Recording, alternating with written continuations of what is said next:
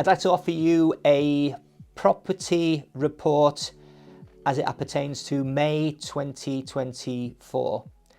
Well, the year so far has been a far better year in terms of sales than what many people had anticipated, with property prices on the whole holding up strongly against 2023, which is different to what anecdotally I'm told what's happening in both Chester and Shrewsbury, for example.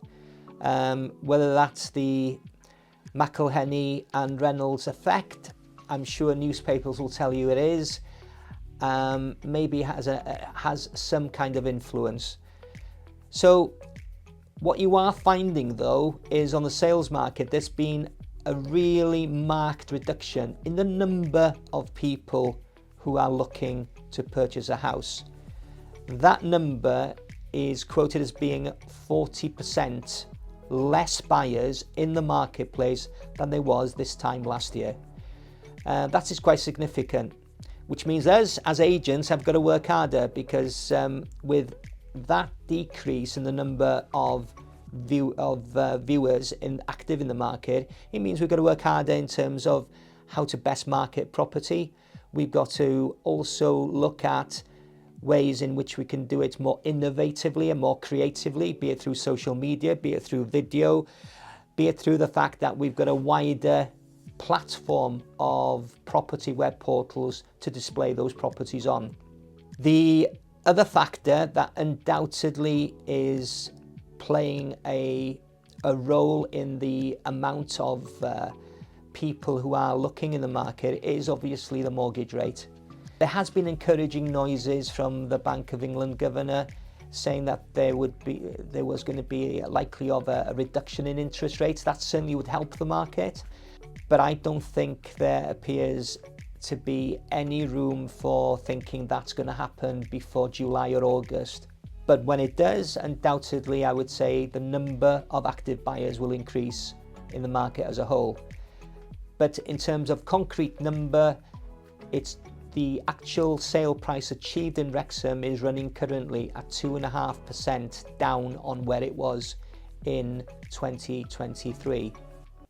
Now, on the rental side, as we know, there has been a shortage, an overwhelming shortage of rental properties in Wrexham. The demand has been very high, with in Wrexham, as was previously quoted in national newspapers, we had the busiest rental markets due to there being an oversupply of prospective tenants compared with an undersupply of rental properties. They were saying there was 56 viewings, prospective viewings for every rental property.